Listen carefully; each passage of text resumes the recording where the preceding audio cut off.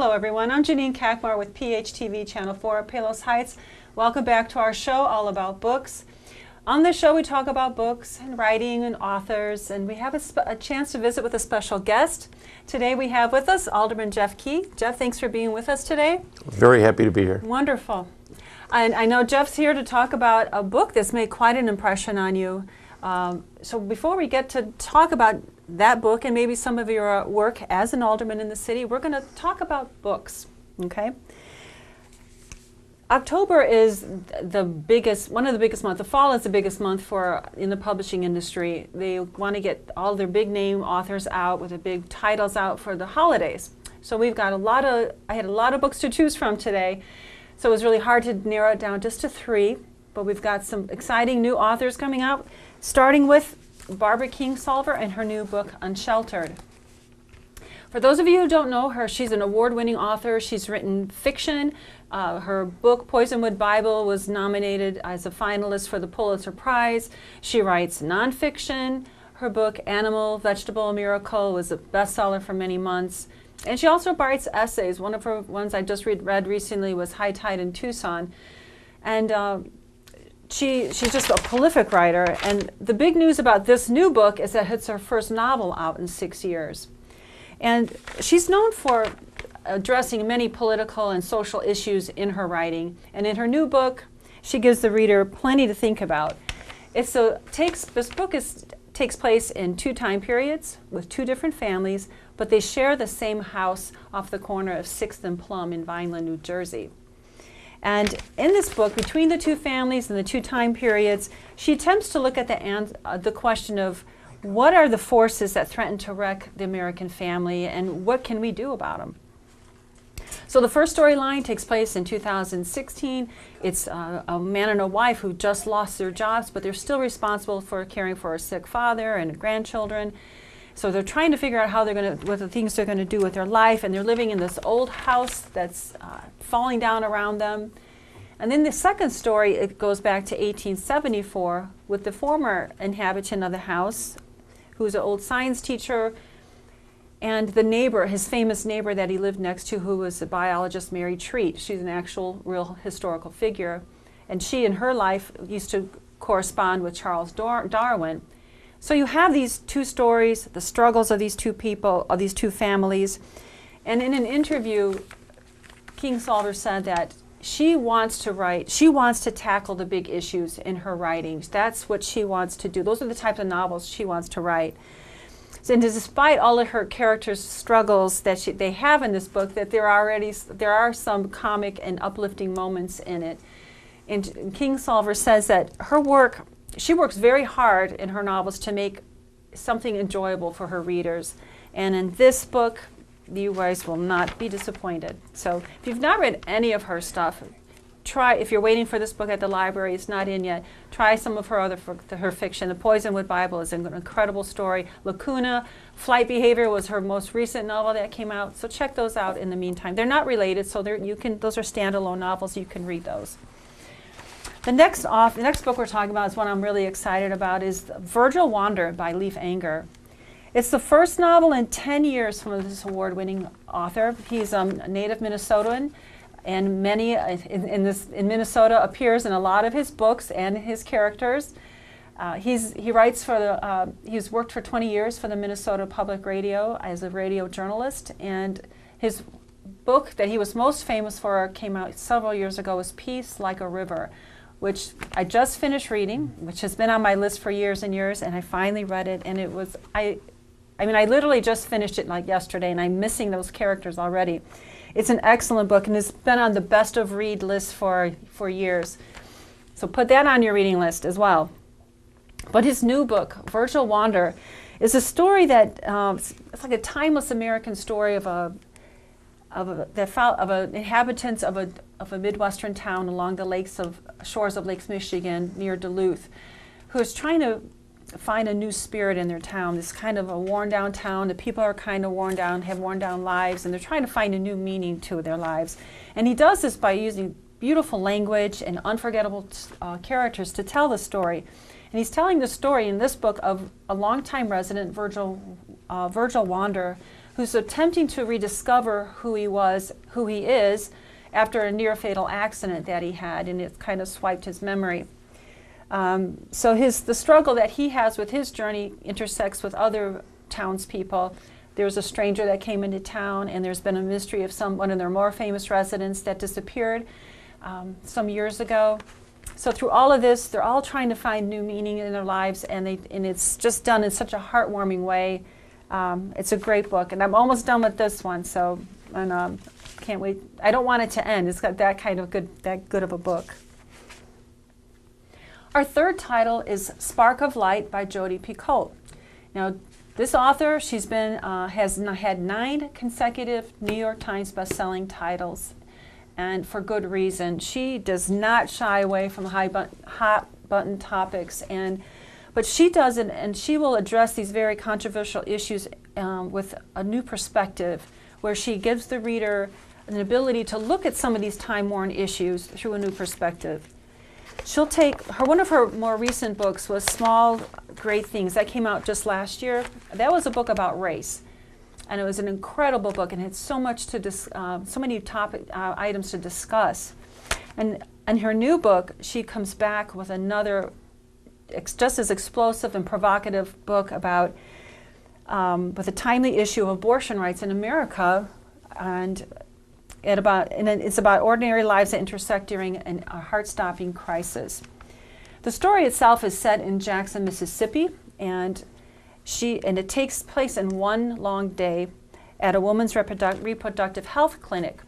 And she begins at the end of the story, and she moves backwards through the hours of the standoff, and shows what brought each of these different characters here on this particular fateful day, and she fills in the details as you go along. And she approaches this topic without any judgment. She does not blame or condone or anything. She shines a perspective on this, into the lives of those people hoping to survive this hostage situation. This is an excellent book, as all her books are, for discussion. So if you people out there are looking for a new title for your book discussion groups, you might want to put that one on your list. So those are the feature titles coming out, and so now we're going to talk just about some of the New York Times bestseller. These are books that you all know the authors are big name authors, and again, because it's peak season in the publishing industry, we're starting off with some big names, starting with Bernard Cornwell. He's out with his War of the Wolf. Ellen Hildebrand has a new one, Winter in Paradise. We have Marcus Zuzak. You remember the book came out, The Book Thief came out a few years back. He's the author of that book, and he's got a new family drama called The Bridge of Clay. Suspense writer Tana French is out with The Witch Elm. And Kate Morton explores the history of people and place in her 6th novel, The Clockmaker's Daughter. And Chicago's thriller writer Sarah Paretsky is out with her 19th book in the V.I. Warshawski series called Shell Game. We've got Teresa Ann Fowler out with her much-awaited new novel about Alva Vanderbilt, titled A Well-Behaved Woman, and Tatiana de Rosnay is out with The Rain Watcher.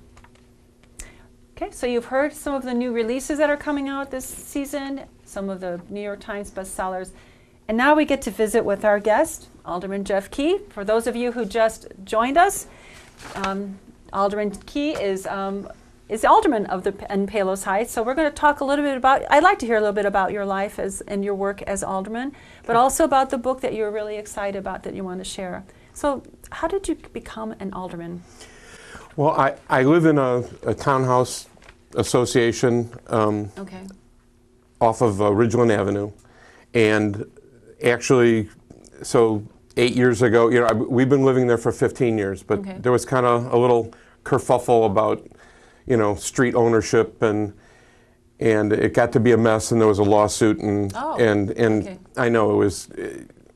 How long ago was this? So this is 15 years ago. Oh, okay. It's just as things progressed and more people are moving in, HOAs develop away from the ownership, the builder, and it just. HOAs meaning? Homeowners Association. Gotcha. Okay. And so there was a problem with, now that I look back, it was just a huge informational communication problem. Okay. And so, but once you get lawyers involved, there's problems. But because of that, I thought to myself, I'm going to run for the city council because I didn't like what was happening with that particular issue. Okay. And so that's how I got involved, and I ran for alderman, and I won. Were you retired at this point? I was. Okay, so you were... So I've been an alderman for 7.5 years. Okay. In fact, I'm up for election again, and so in April, I'll be on the ballot. Very good. Yeah, so you were retired from you were a band teacher at Right. middle school, is that correct? So yeah, so I was I've been retired for 9.5 years now, and I was a junior high band director in School District 125, which is on the east side of Alsip. Okay. And so before that, I taught general music in Worth for a couple of years, Okay. and so. How was retired life? I love it, but you need something to do. And so I still substitute teach a Do you couple. really? Yes, and in fact, it's interesting because every day that I substitute teach, I use things from this book that I'm going to talk about. All right. Because I have become a professional encourager. I call it, because Okay. when kids come into my room, I greet them at the door a certain way, and I do it with intention because I want to encourage kids. Okay. And so some great things have come out of that. But I substitute teach a couple days a week, and with my work with the city, on the city council, that kind of fills my day enough to what I want. Yeah, because you were saying that as a alderman, you have to be on certain committees. Okay. What are some of those? So there's 8 different committees.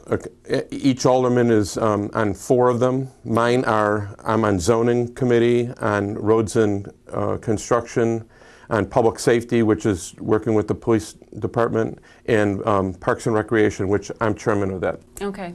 And I know we worked together on the, we were on the Holiday in the Heights committee. Right. Coming up, folks, take note. Let's do an advertisement right now on that one.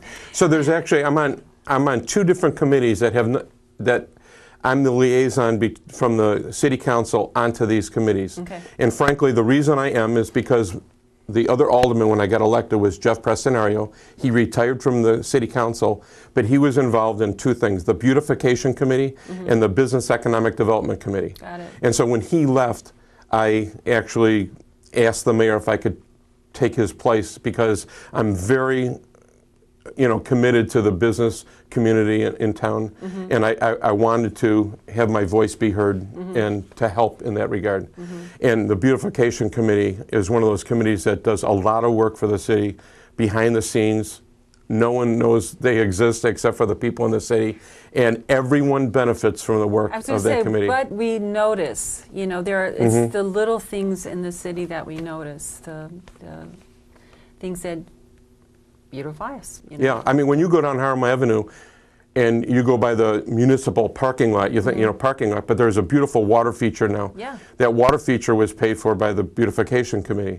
There's a beautiful butterfly on the side of the cleaners now that, faces south at the municipal parking lot, and our arts commission did that. Yeah, that was so everyone benefits from these the work of a few. Yeah, absolutely. And I was joking about putting an ad about the Chris Kringle Market, but we do work on that, and that is coming up, and we are excited about a lot of people in the city. That's what people do. They put their time in. There's a lot of people in that committee, and that's just one committee that I'm involved in. There's all kinds of things that people like yourselves and like myself who live in the city volunteer their time. We put the effort in and try to enrich something, make something good. But let's talk about enriching. Let's talk about this book that you were so excited about. So actually, a lot of the books, I like adventure novels and just my private reading and stuff, but I have a number of friends that I get ideas from. In fact, I call it my office, but the days I do not teach, I go to the American Bagel on 128th in Harlem, and to do my crossword puzzles, because I don't want to sit at home because I'll never leave home. I'll watch the History Channel and never leave. So I go and do my crossword puzzles, but there's a number of people come in there on a regular basis, and so we become friends. And I'm reading a book right now on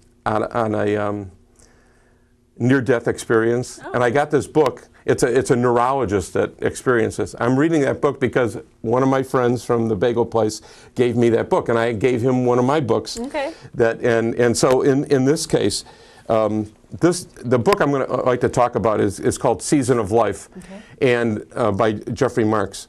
And this is a 15-year-old book. Okay. And so a number of years ago, I had another friend who I would go out to breakfast with, and we were talking, and he recommended this book. And this book, just on the first reading, impacted me in so many good ways. I changed the way, slightly, in how I teach school. Okay. And there were so many different applications. And then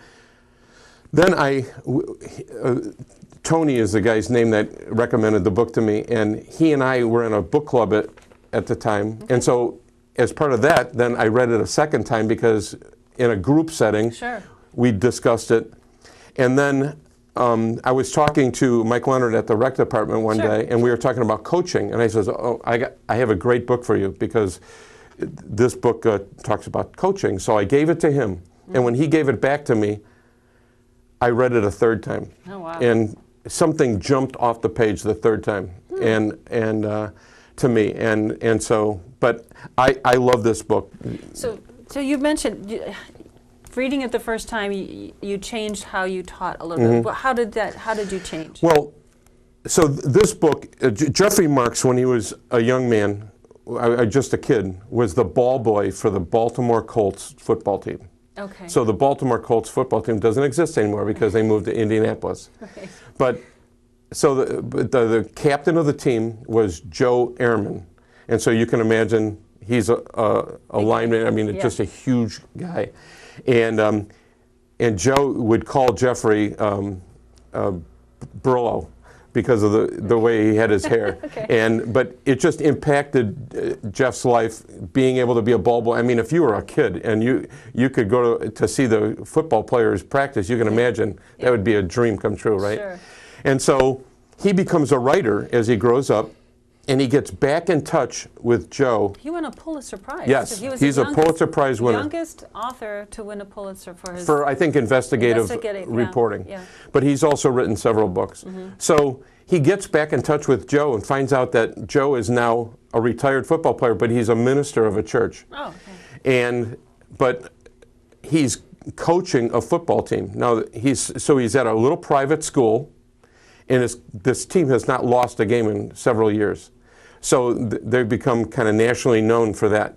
So he gets back in touch with them.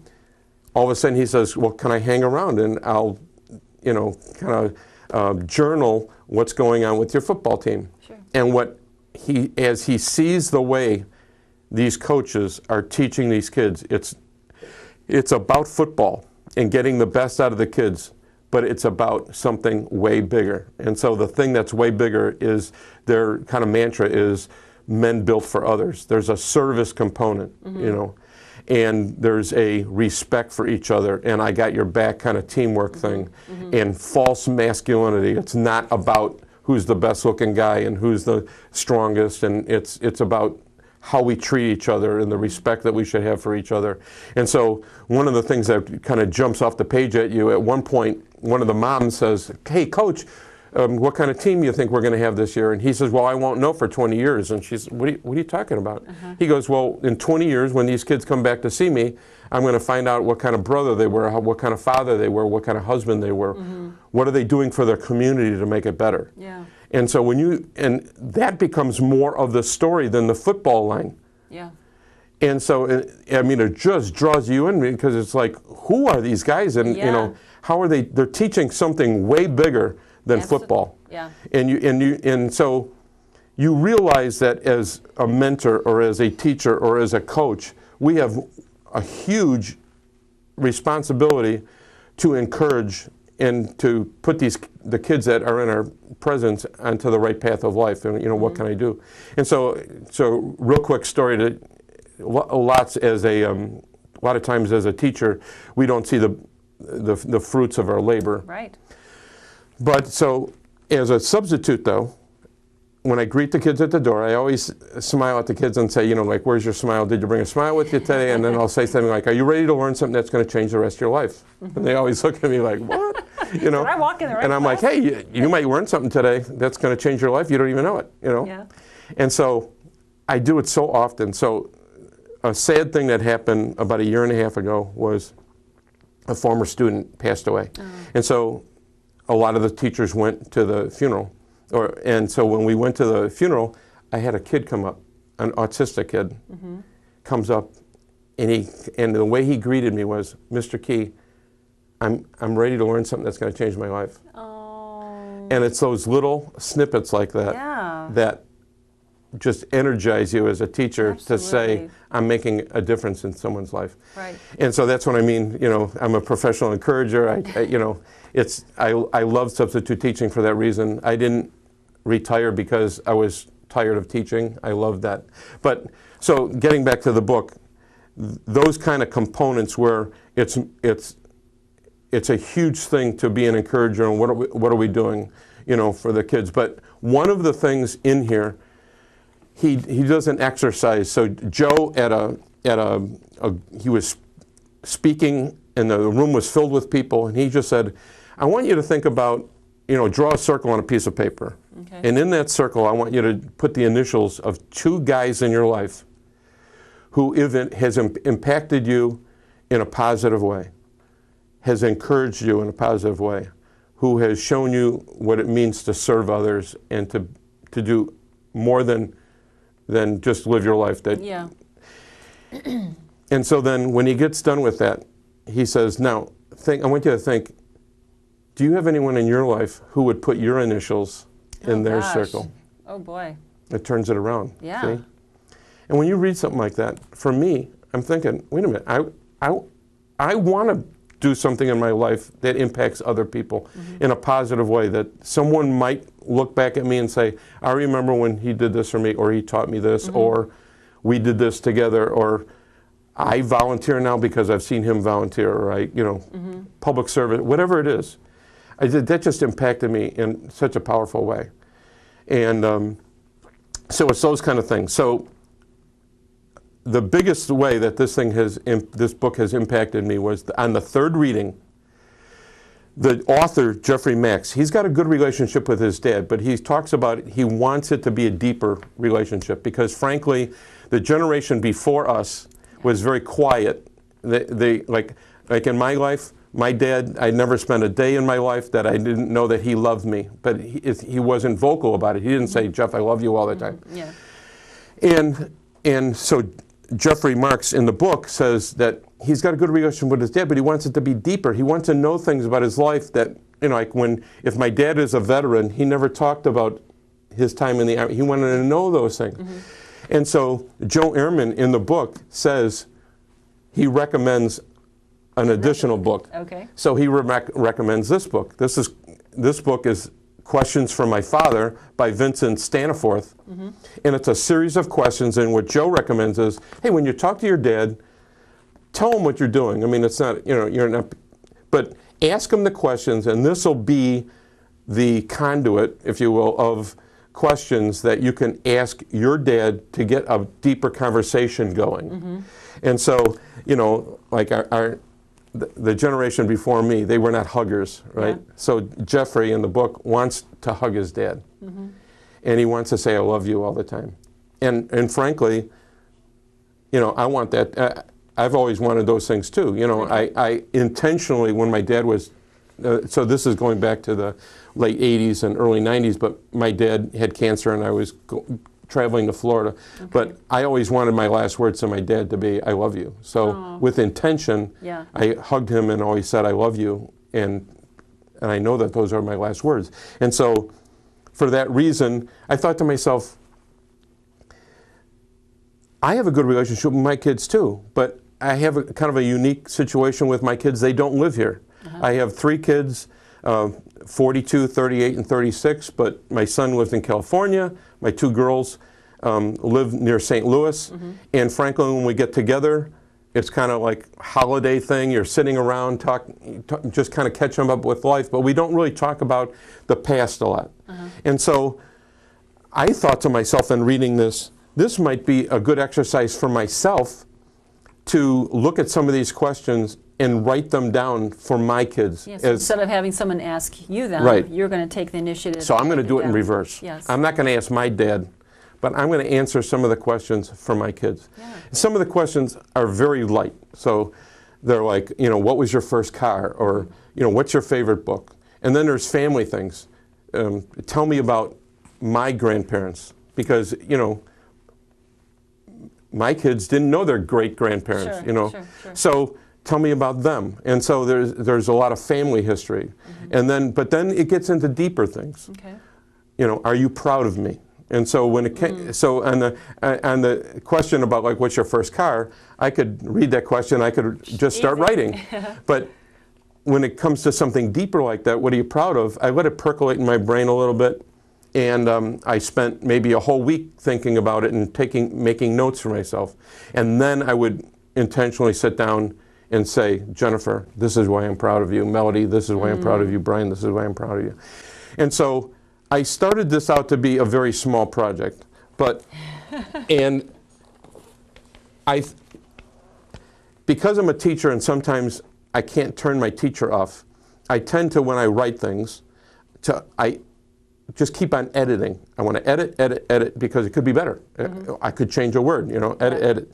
And I didn't want to do that. So what I did was I wrote the answer down. So in my book, I'm using my own handwriting because I thought it might mean something to them if I did it in my own hand. And since I have pretty decent handwriting, I can get away with it. Yeah, so I started out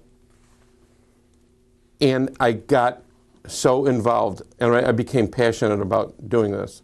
And so I answered 80 questions for my kids, and I completely filled the whole journal. So it's 190 pages. Amazing.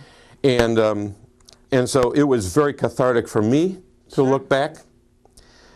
It was amazing how if you stop and allow yourself, that the names of the people from your past will come back to you. Wow. You know, if I think like, you know, when I got out of college and got married, you know, who was the guy that officiated at that? Right. You know, and all of a sudden I'm thinking, wait a minute, you know, I had to think about it. And so the names did come back, though. And so what I did with this journal was I shared a lot of, it's almost like writing an autobiography, but I wrote them in this journal. And what I did was I took the pages and took them to a printer in town, and they printed them up and bound them, and I gave them to my kids as a gift. Wow. And I you know, and like my son a couple days later said, oh, I'm really enjoying, it's hard to read though, because it's emotional. Wow. To read it. Yeah. And to even see it in my hand. Because if I'm writing it, I cannot over-edit it, right? So I kind of let it flow out of me, but I didn't over-edit it. And I think it's come out real well. That's an incredible gift. You know, and in fact, when I gave it to my son, the first half of it to my son, his wife was with him, and I said, you know, you can read it too. I mean, it's not, this is not family secrets. You know, it's not something, you know, some secret I'm going to finally reveal after, you know, 40 years. You know, 40 years ago when I was holding you, I dropped you. No, it's not. Yeah, it's not. Nothing like that. So anyway. Yeah. Well, two things come to mind. Well, first of all, that is like, to me, I'm thinking, what an incredible gift, you know, to have that. You're able to do that for your children. You know, you're still alive. You still have your mental faculties, most of them. Yeah. But, you know, because things happen. You know, my parents are both gone. You know, we always think that we have time. We have time to ask these questions. We have time to talk to people. It doesn't always work out that way. So yeah. I mean, but back when at the end of my mom's life, I spent a lot of time. She lived up in Gurnee. I would go up there every week and take her out to lunch or take her to the store, and we would sit and talk. And I have a history of also, I was a choir director for 26 years. Okay. I, you know, sang in choirs. I directed choirs. My mom was always a church pianist my entire adult life. You know, she did this. We have that in common, the musicality thing. And so we sit in hours and talk about music or talk about things like that, and it gets difficult when someone gets sick, but there's a richness there of conversation that really you carry on for. There's something about seeing your answers handwritten, though, which I feel is it's just what a great thing for your children to see, or even their children. That's something very personal, someone's handwriting. Even I think you mentioned earlier about your son had called for a recipe. Yeah. Can I tell that little bit? Well, so I'm in a kind of a unique situation. My wife, Diane, and I have been married for 20 years, but I was married before. My first wife was my high school sweetheart, and we had 3 kids together, and she passed away in 1997 of breast cancer. Okay. And so, you know, I have this, we had this box of recipes, you know, up in the cabinet. Yes. It's just been there for years and years. And I know that the recipes are in my head because we made these things together.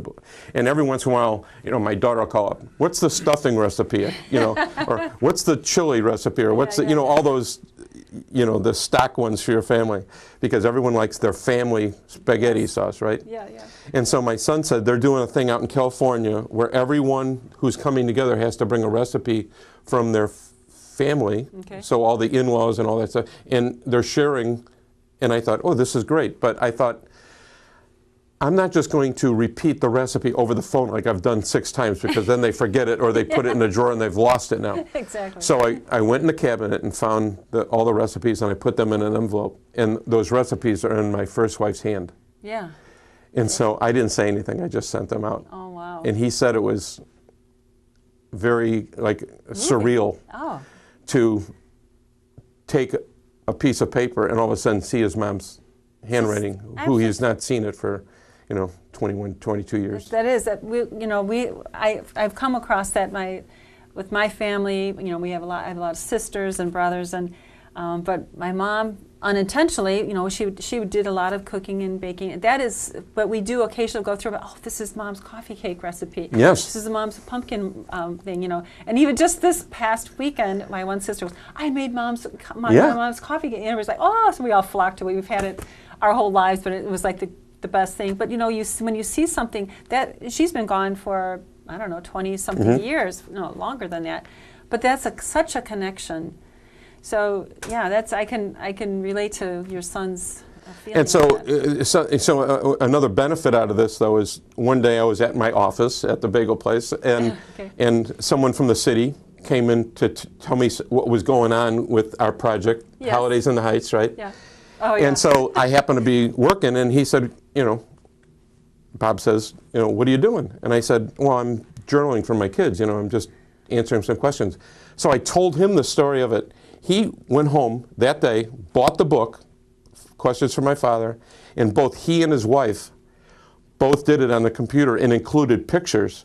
Wow. So it's gone through me to someone else, and they've done it for their kids. Yeah. And so it's like a gift that keeps on giving, you know? And I mean, it could, I just love the thing, and I love the fact that I had to read the book 3 times before it jumped off the page to say, wow, that's for you. Yeah. You know, a good book will do that. A good absolutely. book, yeah, a good book you can read over and over again and identify it in so many ways. The ability to share that, like, it's not just with your father, like you said, his friend, his wife did it for his mother. I mean, you could do it for anybody. You absolutely. know? Yeah, sisters, whatever, grandparents. But it shows you the power of a book that I'm not sure Jeffrey Marx was thinking of when he wrote the Seasons of Life. Yeah. That he thought there would be a step that someone was going to take a book that they referenced in there, and someone was going to launch something totally different on it. But it just shows you that everyone that picks up that book and reads Season of Life is going to take something different out of it, right? Yeah. Based on the way we live our lives, you know? Yeah. Very rich book, very rich in meaning for you, for your family, for your friends. So I'm so glad you were able to share that with us today. Oh, very happy to do it. I was excited to do it. Yeah. I want to thank you for your service to the city, too. I know people like yourself, other aldermen, who volunteer your time to the city. It goes without the thanks that you guys really need a lot. I don't think you get much of the credit or thank you for this. So on TV. I'm just going to thank you for that. Also, thanks for sharing this title, the book, and your experiences and your journal. It's a great thing, something for you folks to think about as well. I want to thank you all for joining us, and thank you for your kind feedback I've heard from Yvonne and Teresa, Dave and Jim, and all you folks out there. Thanks for watching, and we'll see you next time.